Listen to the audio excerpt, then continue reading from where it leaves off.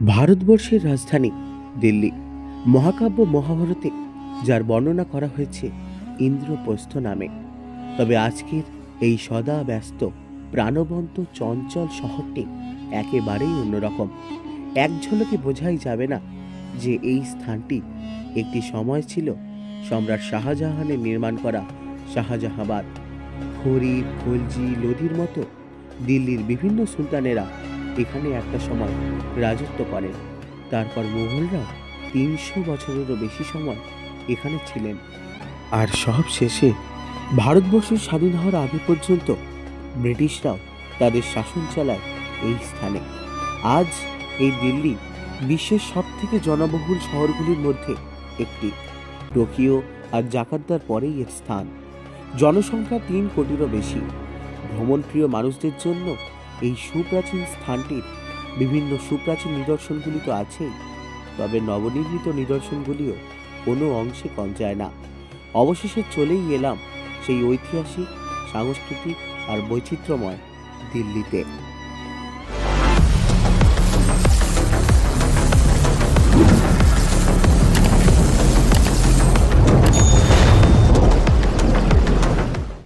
হচ্ছে আর এখানে ভগবান শ্রী প্রভু শিলপাদ ঘুমাচ্ছেন। खत्म, bye bye, tata, good bye, गया। প্রভাত, সকাল 8:30 বাজে। लेकिन एक सेकंड বাজে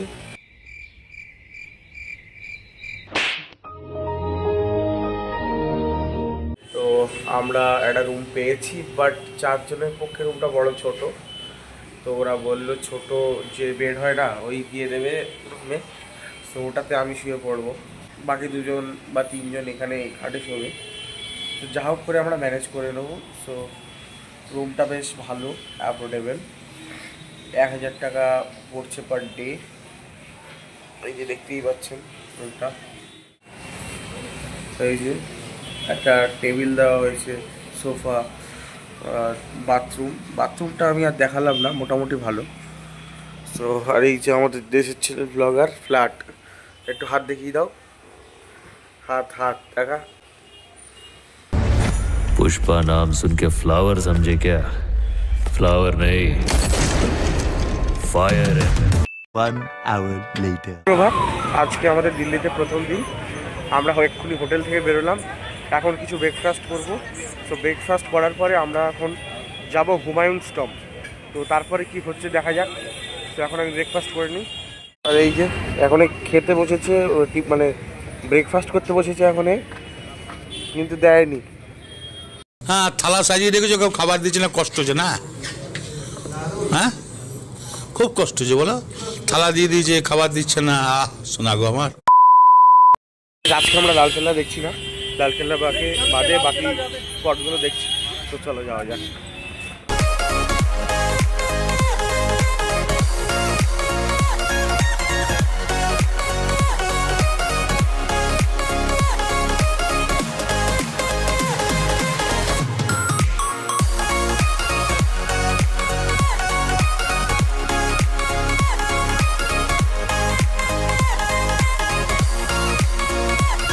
यहाँ पे सबको जो इसके राजकुमार थे, क्या नाम है, मुगलों के, उनको मुक्त करवाने के लिए कैप्टन हडसन ने ऊपरी वस्त्र उतरवा के सबको एक एक करके गोली मार दी यहाँ पे।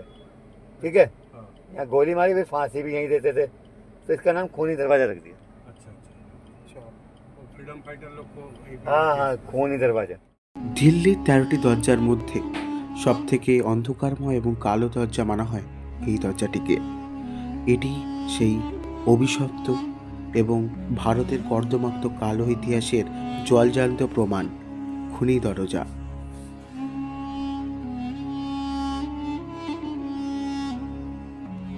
এই স্থানেই শেষ মুঘল সম্রাট বাহাদুর শাহ জাফরের 2 পুত্রকে বিবস্ত্র করে গুলি করে হত্যা করেন ক্যাপ্টেন হাডসন, এবং তাদের ফাঁসিও এই স্থানেই দেওয়া হয়। আজও এই স্থানের নিঃশব্দতা সেই রক্তাক্ত ইতিহাসের সাক্ষী, এবং সেই কারণেই হয়তো এই দরজাটির নাম খুনি দরজা।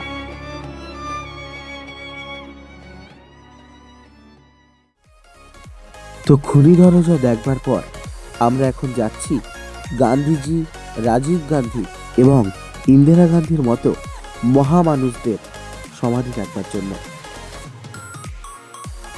আমরা এসে গেছি ठीक है, রাজঘাট। कोई टिकट नहीं है। এখন আমরা চলে এসেছি রাজঘাটের কাছে। সো এই জায়গাটায় অনেক কড়া চেকিং হয়। এই জায়গাটা ক্লিনিয়েস্ট এরিয়া বলতে পারো দিল্লির। মানে কোনো মানে নোংরা জিনিসপত্র নিয়ে এখানে এন্ট্রি মারা যায় না। একটা ভাঙা কেউ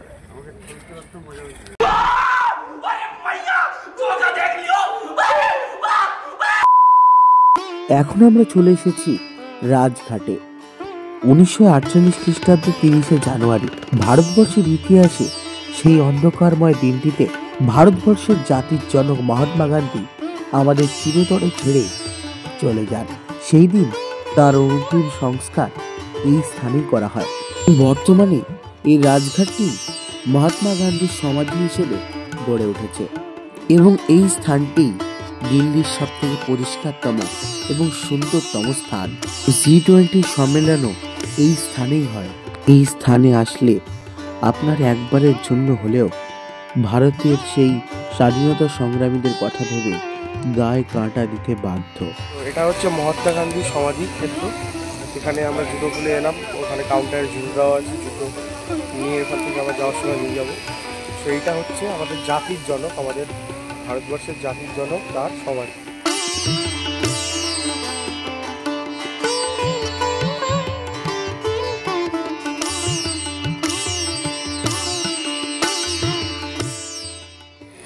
তো ভারতবর্ষের জাতির জনক মহাত্মা গান্ধীর সমাধিটা আমরা দেখে ফেললাম এবং আমরা এখন যাচ্ছি রাজীব গান্ধীর সমাধি দেখতে। ভারতবর্ষের অন্যতম উল্লেখযোগ্য প্রধানমন্ত্রী ছিলেন রাজীব গান্ধী।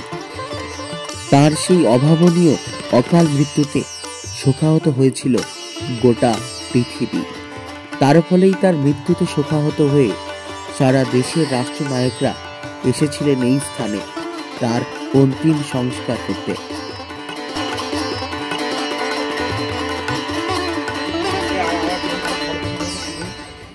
সম্মানার্থে জুতোটা খোলা উচিত।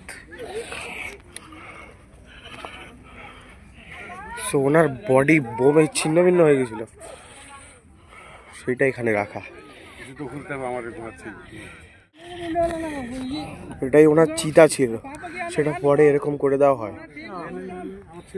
সত্যি চিতা।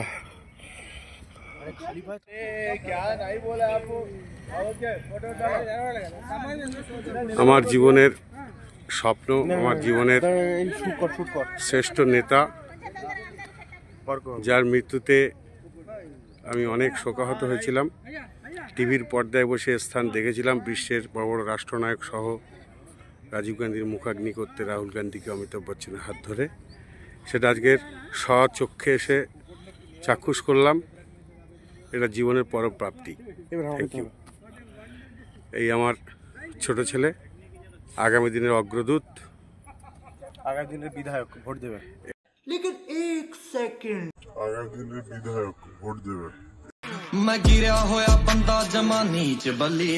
এই আমার বড় ছেলে।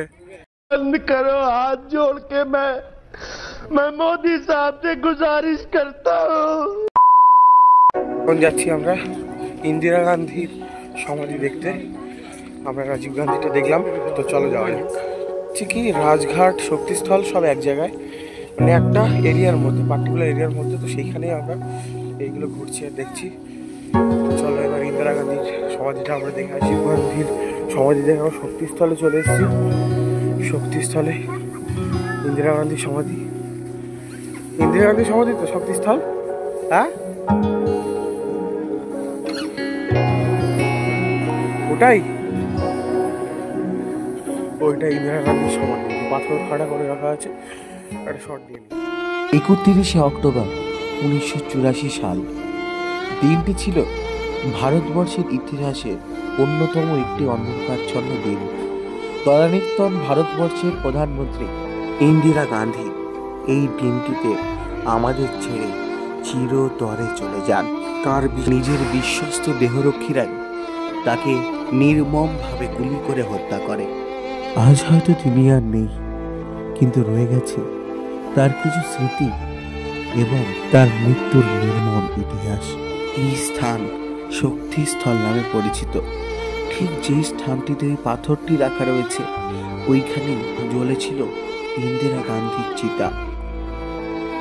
ভাবছিলাম যে কাল 24 ঘন্টা ট্রেনে জার্নি করার পর এইসব দেখার মতো এনার্জি থাকবে কিনা, কিন্তু এখন বেরিয়ে যখন নিজের চোখে এগুলো প্রত্যক্ষ করছি এনার্জি আপসে চলে আসছে। তো চলো এবার দেখা যাক।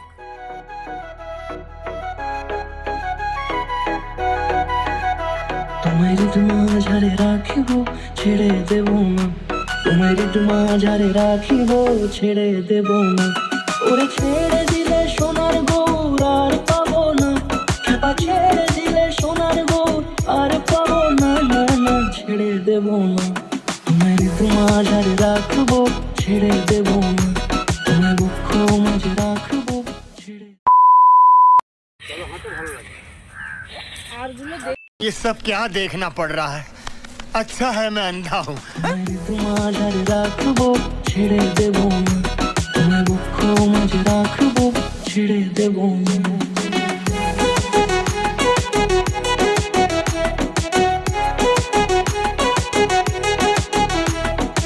এখন আমরা সাবওয়ে দিয়ে যাচ্ছি।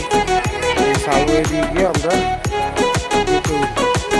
ইন্ডিয়া গেট, তাই তো?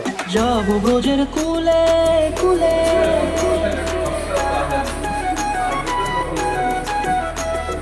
যাবো ব্রজের কুলে কুলে, মাগো পায়ের না ধুলি,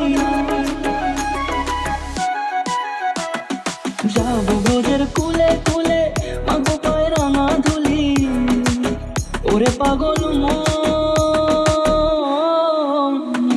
যাবো ব্রজের কুলে কুলে, মাগো পায়ের না ধুলি, ওরে নয়নেতে নয়ন দিয়ে রাখবো তারে, ওরে নয়নেতে নয়ন দিয়ে রাখবো তারে, চলে গেলে যেতে দেব না, না না যেতে দেব না, তোমায় মাঝারে রাখিব ছেড়ে দেব না, তোমায় মাঝারে রাখিব ছেড়ে দেব না, তোমায় মাঝারে রাখিব ছেড়ে দেব না, তোমায় মাঝারে রাখিব ছেড়ে দেব না।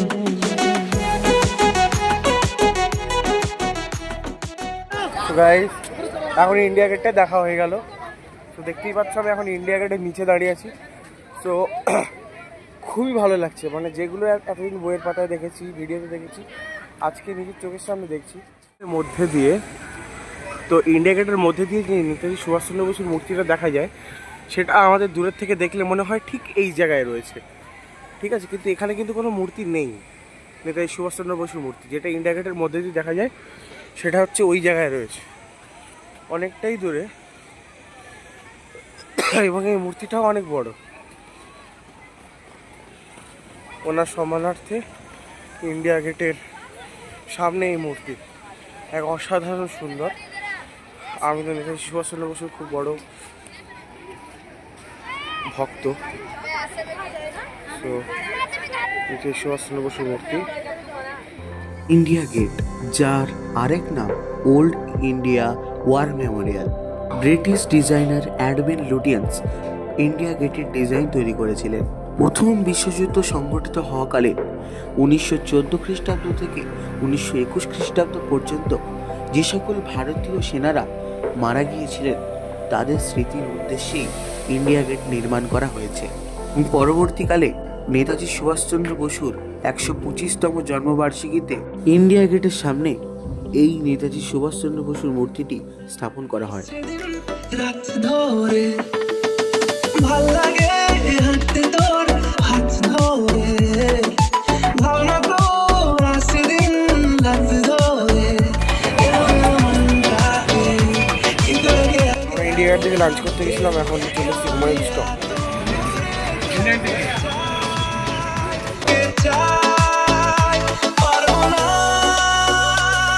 আমি ছাড়তে তোকে পারবো না, আমি ভুলতে তোকে পারবো না, ছেড়ে বাঁচতে তোকে হয়ে যা রাজি একবার।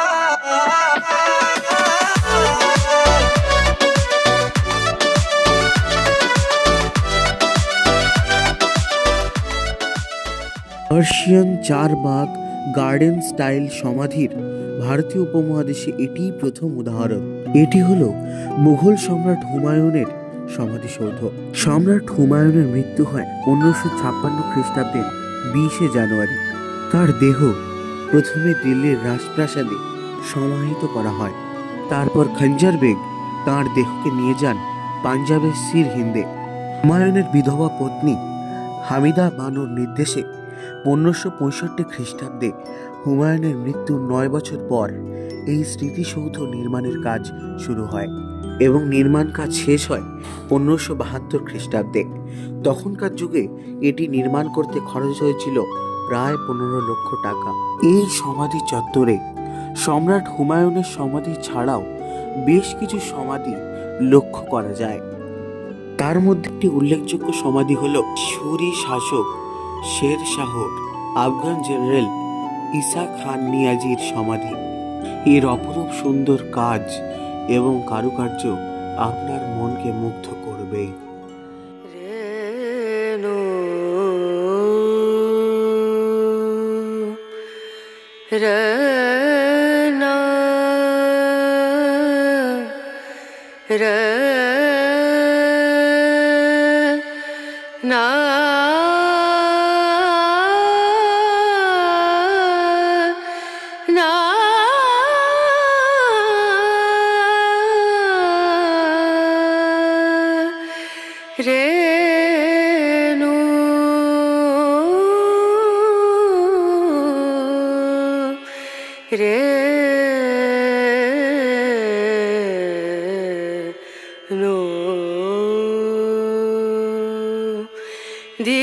এত শত বছরের ঐতিহ্য পুরোপুরি না হলে আংশিক বা তার থেকে একটু বেশি অক্ষত রয়েছে, এটা ভাবতেই অবাক লাগে। তখনকার দিনে আর্কিটেকচার বা প্রযুক্তিবিদ্যা কতটা উন্নত হলে সেটা সম্ভব। আর আমি আজকে সেটা ছুঁতে চলেছি। যা বইতে পড়েছি মুঘল সাম্রাজ্যের তখনকার দিনে ভারতে যারা রাজত্ব করতো, আজকে তাদের সৃষ্টিকে নিজের হাতে ছোবো বইয়ের পাতা থেকে বেরিয়ে। সো এটা আমার জন্য একটা গ্রেট উপলব্ধি হতে চলেছে। ভাবতে পারছো আজ থেকে হয়তো 500-600 বছর আগে এটা তৈরি হয়েছে, ঠিক আছে? তা আবার মুঘলদের দ্বারা সৃষ্টি, সেইটাকে আমি হাত দিয়ে ছুঁয়ে ধরে আছি। সো এটা আমার জন্য একটা খুব ভালো অনুভূতি। আর এইখানে আমরা দেখতে পাচ্ছি কিছু সমাধি রয়েছে।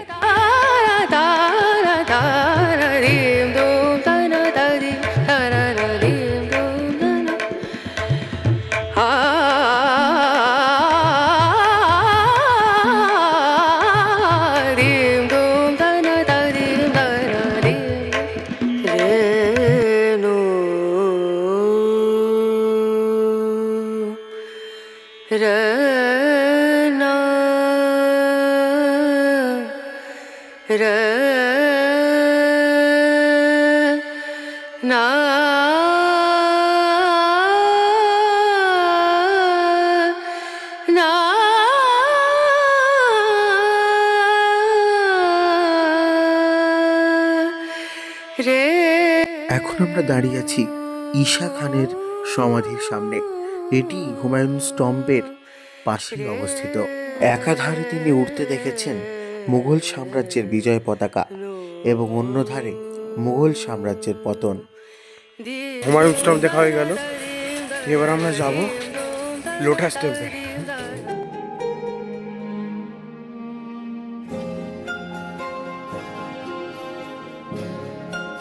এখন আমরা চলে এসেছি লোটাস টেম্পলে। লোটাস টেম্পল হলো বাহাই সম্প্রদায়ের জন্য গড়ে ওঠা দিল্লির বুকের একটি উপাসনালয়। তুই থেকে যা স্বভাবে, আমি বুঝেছি ক্ষতি নেই, আর তুই ছাড়া গতি নেই। ছুঁয়ে দে আমার ফুটে যাবে ফুল, ভিজে যাবে গা, কথা দেওয়া গেলে যাবি চোখের বাইরে না। ছুঁয়ে দে আমার ফুটে যাবে। দেখা হয়ে গেল, আমরা অন্য স্পটে যাবো।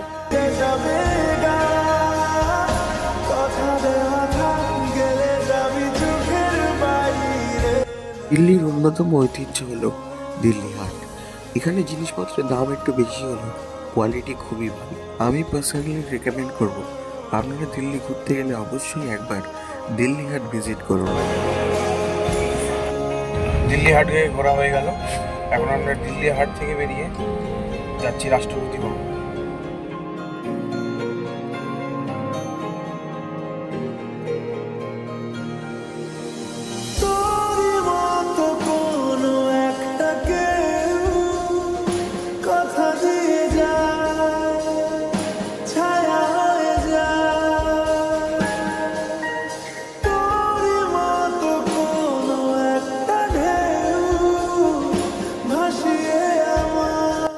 তো এটা হচ্ছে রাষ্ট্রপতি ভবন।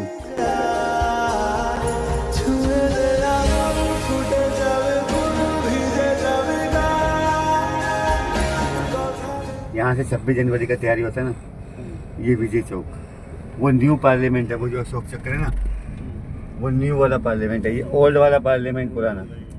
ये ओल्ड पार्लियामेंट है, न्यू पार्लियामेंट? लेफ्ट में ओल्ड है, राइट में न्यू।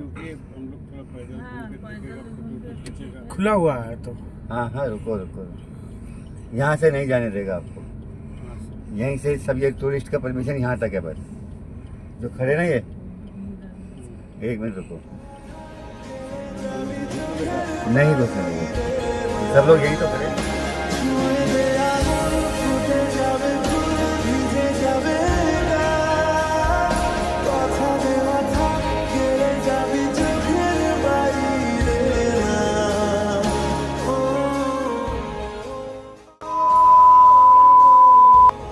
Good morning. আজকে আমাদের বেড়াতে যাওয়ার পরে প্রায় 1.5 মাস হয়ে গেছে। আজকে আপলোড করলাম ভিডিওটা। তো কেমন লাগলো দিল্লির পার্ট 1? তো পার্ট 2 খুব শীঘ্রই আসছে, শিগগির কমেন্ট করে জানাও এই ভিডিওটা তোমাদের কেমন লাগলো। তো পার্ট 2 খুব শীঘ্রই আসবে।